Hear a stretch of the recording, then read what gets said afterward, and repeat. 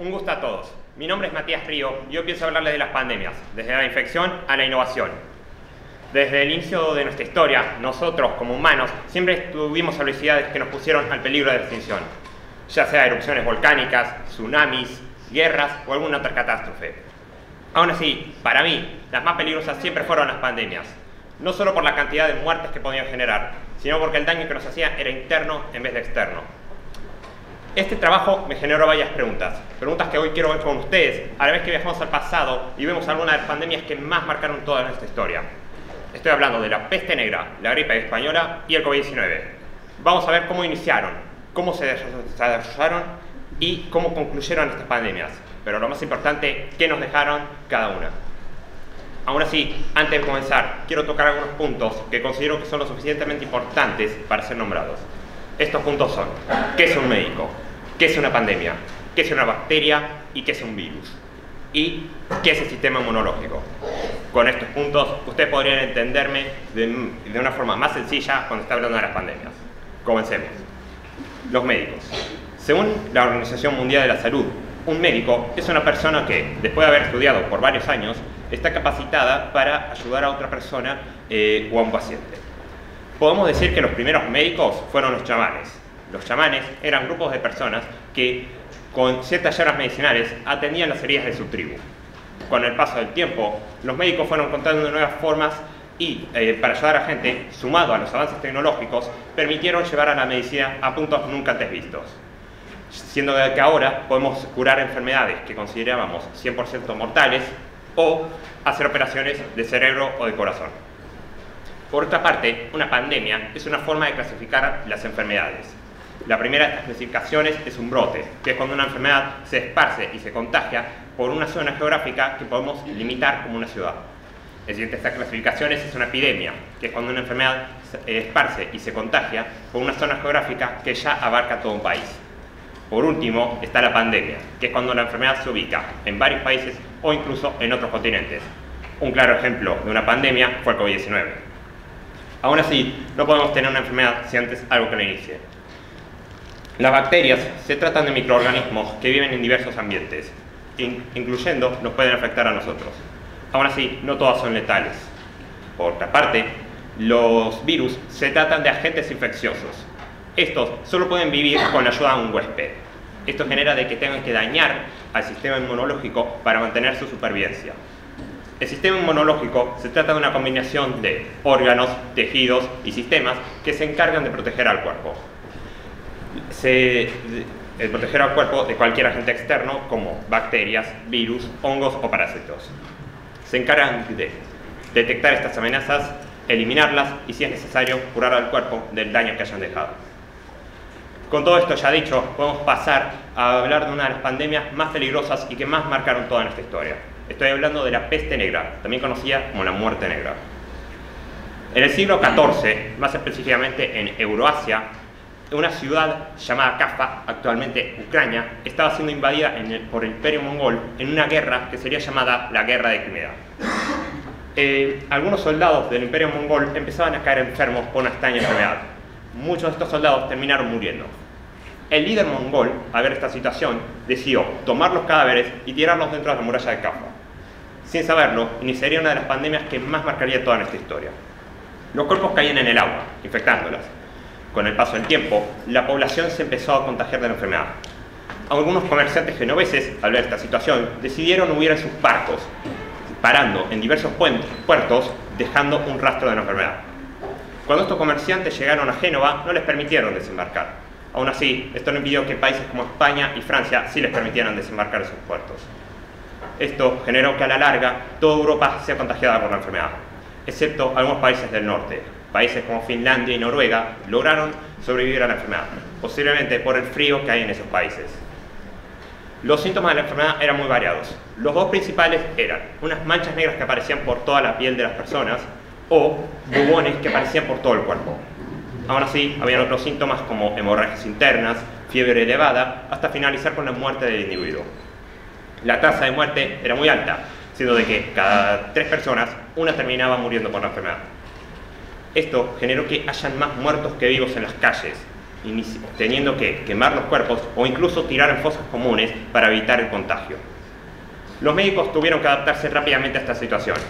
Ellos creían que la enfermedad se esparcía por el aire, así que utilizaban trajes negros hechos de cuero, sumado a una máscara de forma de pico, donde dentro tendrían llamas medicinales y aromáticas como aloe vera y menta.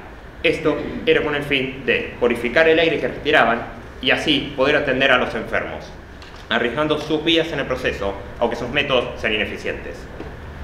No había ningún registro de la enfermedad. El único registro que había de la enfermedad, datada en el siglo VI, en Roma, en una catástrofe que sería llamada la plaga de Justiniano. Más aún así, no se sabía con exactitud si había alguna cura de la enfermedad. La población poco a poco fue cayendo en la locura, siendo de que muchos grupos pensaban de que esta enfermedad estaba causada por Dios, así que se autoinfligían daño para demostrar su lealtad a Dios. Otros pensaban que los infectados eran pecadores, y cuando una persona representara algún síntoma de la enfermedad, esta era quemada viva para evitar el contagio, para demostrar su lealtad a Dios. Por último, habían otros grupos que pensaban de que este ya era el fin del mundo y se dejaban caer por sus deseos mundanos. Después de 7 largos años, la peste negra desapareció de toda Europa, dejando alrededor de 200 millones de muertos. Pero, ¿qué fue la peste negra? La peste negra era causada por una bacteria llamada Yersinia pestis. Esta principalmente se ubica en las pulgas de las ratas. La pulga pica a una rata infectando la enfermedad y si la rata muere, entonces o la pulga salta a otra rata o puede llegar a picarnos a nosotros, iniciando con la infección. Este era el principal método de propagación de la enfermedad, pero también había otros como gota de saliva o, y en muy pocos casos, por el aire. Cuando la Yersinia pestis ingresa a nuestro cuerpo, primero se esconde de los sistemas que detectan las enfermedades. Después ataca estos sistemas para multiplicarse sin control. Ya cuando el cuerpo detecta la enfermedad, suele ser demasiado tarde, ya que si la Yersinia pestis alcanza nuestros vasos sanguíneos, el corazón, los pulmones y el cerebro terminan cediendo, causando la muerte de la persona. Para concluir con la peste negra, podemos decir que fueron los escasos conocimientos tecnológicos, sumados a los escasos conocimientos médicos, los que causaron esta propagación tan rápida de la enfermedad. Aún así, quiero mencionar que estas personas no se rindieron, volvieron a reconstruir sus ciudades, volvieron a reconstruir sus economías y principalmente volvieron a reconstruir sus creencias. Dejaron de enfocarse tanto en Dios y empezaron a enfocarse más en ellos mismos, en el humano, dando a pie a una de las épocas más importantes y doradas de toda nuestra historia, el Renacimiento. Aún así, una bacteria no es lo único que puede iniciar una pandemia, sino que también los virus. Y si viajamos un poco más hacia adelante, veremos una de las pandemias más olvidadas por toda nuestra historia. Estoy hablando de la gripe española, también conocida como la pandemia de la gripe. Nos ubicamos en 1918, en pleno de uno de los conflictos bélicos más grandes y conocidos por toda la historia, la Primera Guerra Mundial. En Estados Unidos, Kansas, dentro de una base militar, un soldado había llegado a la enfermedad con una extraña enfermedad. Con el paso del tiempo, la enfermedad se fue contagiando a otros soldados de la base y después de varios días, la enfermedad ya se ubicaba en varios estados del país. Al ver esta situación, la prensa decidió no informar nada al respecto. Esto era con el fin de no alertar a los soldados enemigos de que Estados Unidos estaba siendo debilitado y también para no asustar a la población. Esto es un punto que sea más importante para más adelante. Cuando la situación en Europa empeoró, Estados Unidos tuvo que mandar a unos de los soldados que estaban enfermos. Los soldados eran transportados en barcos y, al llegar al viejo continente, debían de luchar en las trincheras, lugares muy cerrados donde la enfermedad se terminaría esparciendo por toda Europa. Como en Estados Unidos, ningún país infectado quería comunicar de que estaban siendo afectados por la enfermedad, todos excepto uno. España, al ser un país neutral, donde durante toda la Primera Guerra Mundial no tuvo ningún problema en anunciar de que su país estaba siendo infectado por una extraña enfermedad. Esto no le gustó nada al resto de países que, para no generar sospechas, decían de que la enfermedad se trataba de una epidemia que solo afectaba a los españoles. De ahí el malentendido de que esta enfermedad en realidad se considera la epidemia de gripe española. Los síntomas de la enfermedad principalmente eran dificultad respiratoria, dolor de pecho y tos. También habían otros como fatiga y fiebre, hasta llegar en algunos casos con la muerte. Los médicos utilizaban la vestimenta de médicos de guerra y trataban de hacer su mayor esfuerzo para salvar a los pacientes. Por otra parte, la población creía férreamente en lo que decía su gobierno, de que la enfermedad solo se ubicaba en España, en los España. Aún así, los españoles tuvieron que entrar en estado de cuarentena para evitar contagios. Igualmente es importante aclarar de que toda esta información solo la podemos saber de parte de España, ya que debido a la censura militar de esta época no se sabía con exactitud el número de infectados y el número de muertos. Ya para inicios de 1920 la enfermedad había quedado erradicada, dejando alrededor de 20 o incluso 50 millones de muertos, siendo más muertes que incluso la Primera Guerra Mundial. La gripe española era generada por un virus llamado H1N1. Este principalmente se ubica en los pájaros. La teoría más cercana dice de que este virus evolucionó para poder infectarnos. Los métodos de propagación de este virus principalmente era por el aire o por gotas de saliva, y al ingresar a nuestro cuerpo, el virus dañaba muy fuerte, de una forma muy peligrosa, a las células de nuestros pulmones. Cuando el sistema inmunológico, ante esta respuesta, debía de atacar de una forma muy agresiva, generando también daño al cuerpo. A la larga, si el cuerpo no se libraba de la enfermedad, entonces podía terminar falleciendo, ya sea por el daño que le hizo el virus o por el daño que hizo el sistema inmunológico. Aunque a simple vista parece que esta pandemia no dejó ningún daño, solo faltaría esperar unos 10 años hasta la crisis de los 30, donde, aunque un gran factor fue por la caída de bolsa de Estados Unidos, no podemos evitar que las personas habían perdido a muchos seres queridos después de haber pasado por la peste o la gripe española y por la Primera Guerra Mundial. Y si algo muy importante mencionar sobre esta pandemia es que el hecho de ocultar la información, ya que a diferencia de la peste negra, donde tenemos registro de qué fue lo que pasó poco a poco, no se sabe con exactitud qué fue lo que estaba pasando en la gripe española. Esto es un gran problema, ya que esta información nos hubiese ayudado en el caso de una pandemia más a futuro, con el caso de la pandemia del 2020, la pandemia más cercana hasta nuestra fecha y la que generó que estaremos encerrados durante 3 años en nuestras casas. Si retrocedemos un par de años, en 2019, el mundo parecía ir como de costumbre. No había ningún conflicto en el mundo, excepto algunos cruces entre Ucrania y Rusia. Las economías de algunos países iban en aumento, mientras otras en descenso. Y, tristemente, la contaminación también seguía en aumento. Aún así, nadie se esperaría que, a fines de este año, en Wuhan, China, un brote de una enfermedad se terminaría esparciendo por todo el país. Con el paso del tiempo, la enfermedad se contagiaría a otros países del medio asiático y poco a poco fue cayendo en cada uno de los continentes. La OMS tardó demasiado en informar sobre la enfermedad, siendo que apenas a inicios de 2020 la bautizó como COVID-19 y en marzo de ese mismo año lo consideró como una pandemia. Este retraso fue la principal razón por la que la enfermedad llegó a todos los países y a todos los continentes. Esto es que, como todos sabemos, con nuestros avances tecnológicos y principalmente los medios de transporte como barcos y aviones, pueden juntar 2 partes del mundo en muy poco tiempo, generando de que la enfermedad se contagie a gran escala. Cuando la OMS consideró al COVID-19 como una pandemia, muchos países empezaron a entrar en estado de cuarentena para evitar contagios.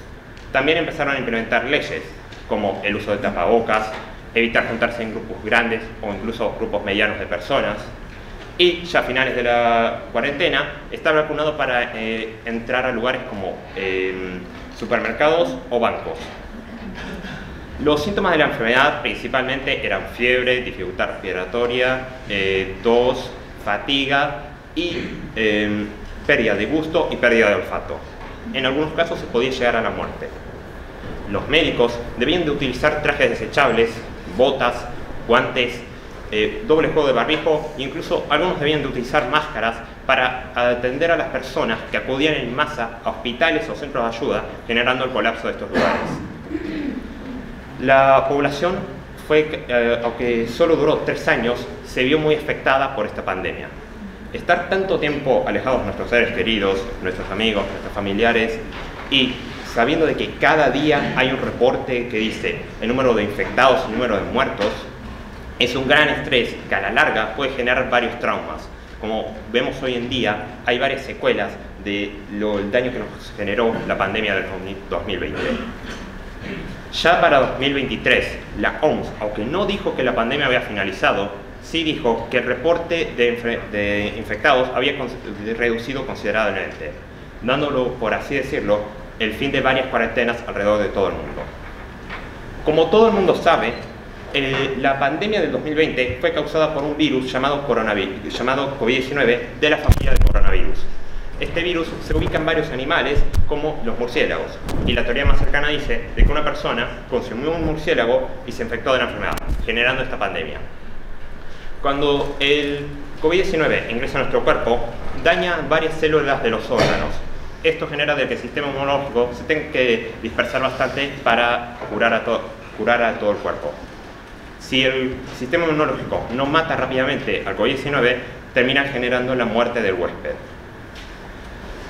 Esta pandemia es algo curioso, ya que aunque los avances tecnológicos nos permitieron saber cómo era la enfermedad y cómo curarla, aún también fueron la causante de que la enfermedad llegara a cada continente por medio de los barcos y los aviones. Esto es algo muy curioso, ya que tenemos entendido como que la tecnología es una herramienta que nos sirve para avanzar, y aún así, en parte nos terminó condenando. Antes de ir con unas conclusiones finales, quiero hablar sobre mi práctico. Para mi práctico, yo hice un traje de la peste negra y también logré conseguir algunas partes de los trajes del COVID-19. Pasen.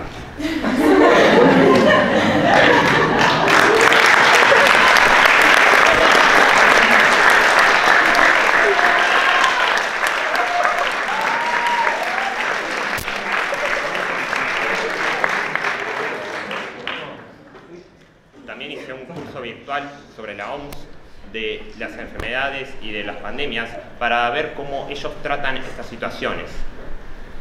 Y ya para entrar con la conclusión final, y después de haber estudiado durante todo un año las pandemias, puedo llegar a la conclusión que las pandemias son únicas. Esto se ve a varios factores como las ideologías, la forma de vivir, las personas y la enfermedad de cada época en que sucede la pandemia.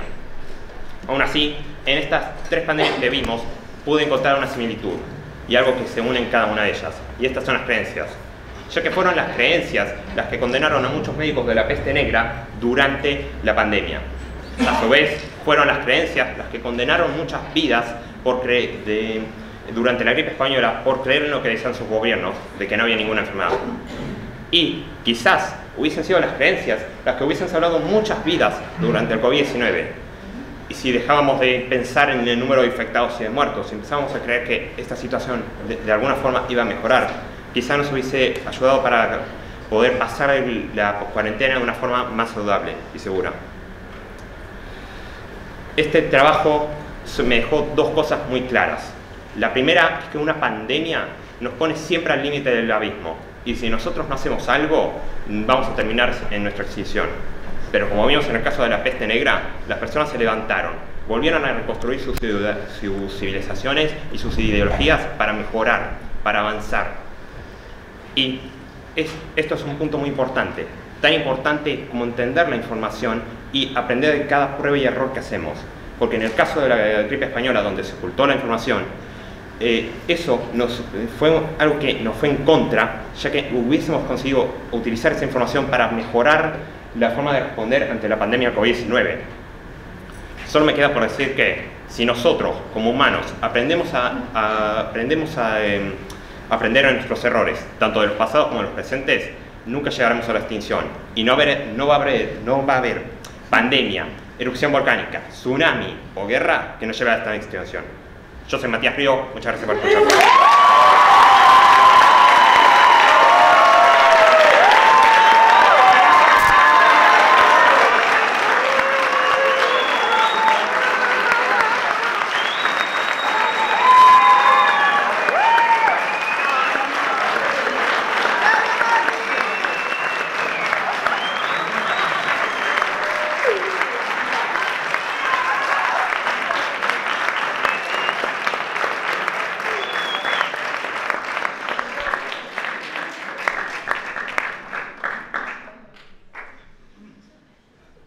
Antes de empezar con las preguntas, quisiera agradecer a las personas que me ayudaron a hacer este proyecto.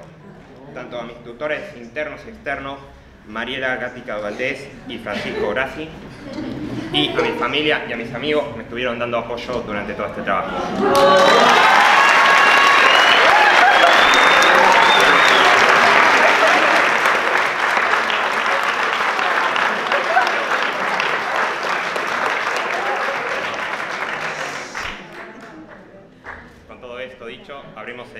las preguntas.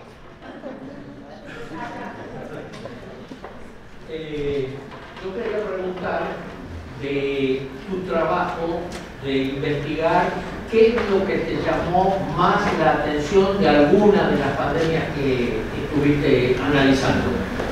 Bueno, la verdad me interesaba, a mí siempre me interesó la historia y no sabía tanto de la Edad Media.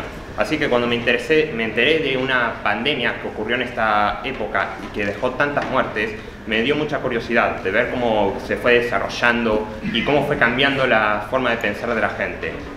La verdad, este trabajo principalmente fue influenciado por la peste negra.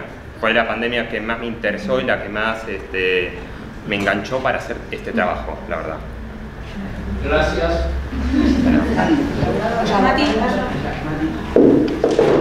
Sí, yo quería contar si se supo, si hay estadísticas de cuál fue la más mortal de las 3 pandemias que explicaste.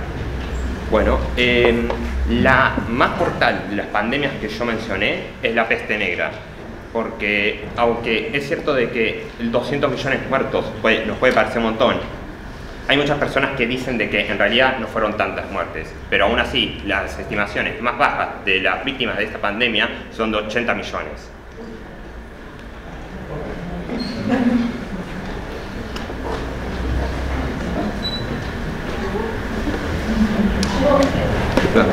Perdón.